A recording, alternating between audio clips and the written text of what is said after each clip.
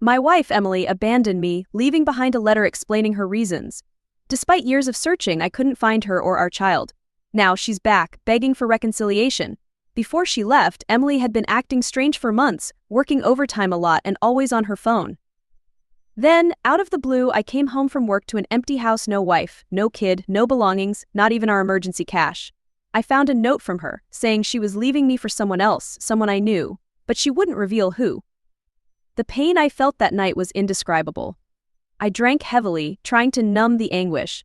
I read her letter over and over, fixating on one question: who was this person she left me for, and why wouldn't she tell me? I suspected my old friend Nick because we all went to high school together, but I couldn't believe they had formed a relationship. Then, I considered my coworker Trey, whom she always spoke highly of, but she never seemed interested in him. The uncertainty drove me mad. I spiraled into a deep depression, drinking excessively and isolating myself. My house became filthy, and everyone around me felt like a suspect. I hadn't gone anywhere except work and home for weeks. Nights were the worst, as I dreamt of Emily laughing with this mystery man, my child calling him dad, and them enjoying the family I had created. I checked all her social media accounts, no new posts, no new followers. I called her coworkers daily, they hadn't seen her. I emailed her and called her from different numbers, but she never responded.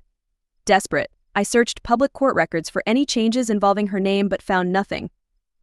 I considered reporting her to the police for taking our child, but I couldn't bring myself to do it. My motivation was gone.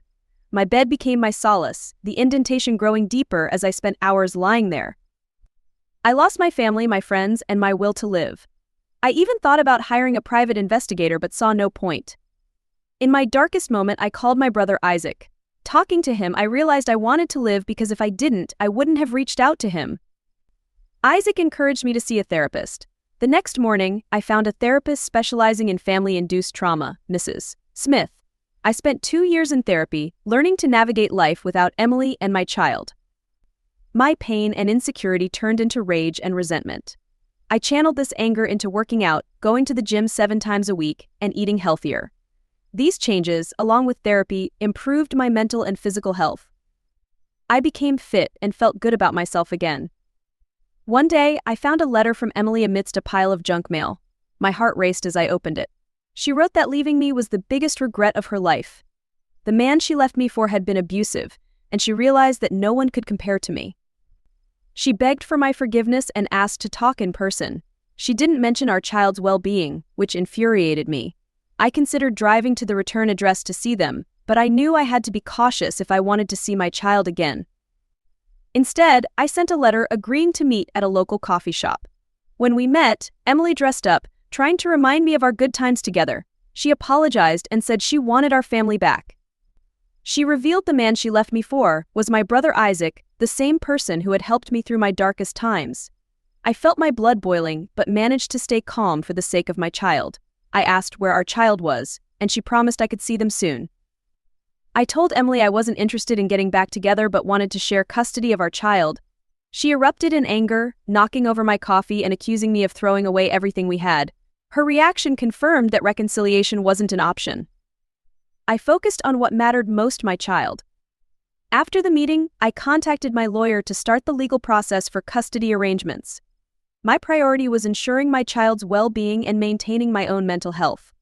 Therapy continued to help me navigate the complex emotions and decisions I faced. I reevaluated my relationships, especially with Isaac. Trust was shattered, and I needed to surround myself with supportive people. Despite everything, I continued to focus on my physical and mental health. I stayed connected with friends and family who genuinely cared for me. Healing from such betrayal took time, but I allowed myself to grieve and process my new reality. Moving forward, I remained focused on my child's welfare and my own well-being. The journey was difficult, but I found strength in knowing I had survived and grown from the experience. My wife abandoned me, leaving behind a letter explaining why. I spent years trying to find her without success, but now she's back, begging for reconciliation. Before she left, Emily had been acting strange for months. She worked overtime a lot and was always on her phone. Then, one day, I came home to an empty house. Neither my wife nor our child was there, and even our emergency cash was gone. I found a note saying she was leaving me for someone else, someone I knew, but she didn't disclose who it was. The pain was indescribable, and I drank heavily that night, unable to understand why she left or who she was with. In the following weeks, I obsessed over who it could be. She was close to my old friend Nick, but I doubted they had a relationship. She spoke highly of my coworker Trey, but she never seemed interested in him. The thought of her loving someone else, especially someone I knew, drove me mad. I drank a lot, unable to cope with the idea of someone else taking my place. Months passed, and I considered divorce or reporting her to the police for taking our child, but I lacked the motivation. I isolated myself, my house became filthy, and everyone around me felt like a suspect. I checked her social media daily and called her coworkers, but no one had seen her. Desperate, I even searched public court records but found nothing. I lost my will to live and eventually called my brother Isaac, who suggested I see a therapist. I spent 2 years in therapy, coming to terms with my life without Emily and our child. The pain and insecurity turned into rage and resentment. I channeled my frustration into working out and cooking, transforming my physical and mental health. Things were looking up until I found a letter from Emily in the mail. In the letter, she expressed regret for leaving me, revealing that her partner had been abusive. She claimed I was the true love of her life and begged for forgiveness, but she didn't mention our child. I agreed to meet her at a local coffee shop. When she arrived, she looked beautiful, clearly trying to remind me of our past. We talked, and she apologized, saying she wanted our family back. She revealed that the man she left me for had been cheating on her from the start, which had taken a toll on her mental health. The most haunting part was knowing my child was growing up without me. I asked who the man was, and she revealed it was Isaac. I was stunned. Isaac, who had talked me out of ending my life, had been the one she left me for. Despite my anger, I focused on my child. Emily agreed to let me see him, but became enraged when I refused to reconcile and demanded shared custody. She screamed that I wasn't the father, claiming Isaac was. She said she only wanted to come back because I had more money and was easier to deal with. My suppressed rage resurfaced. Emily had never loved me, she had always wanted Isaac. I felt like I lost my wife, child, and brother in one day. We argued, and as I tried to leave, Emily hit me with a coffee pot. I woke up in the hospital with doctors removing shards from my scalp. My world was shattered. A few days later, I was released and directed a taxi to the nearest bar. At the bar, I drowned my sorrows, but the alcohol only intensified my pain. Eventually, I stumbled outside, too intoxicated to make it home, and blacked out on the sidewalk. I woke up the next morning with my head throbbing. A stranger offered me drugs to ease the pain. Desperate, I accepted, trading my phone for a small packet. The temporary euphoria made me forget my troubles, but as it wore off, the pain returned.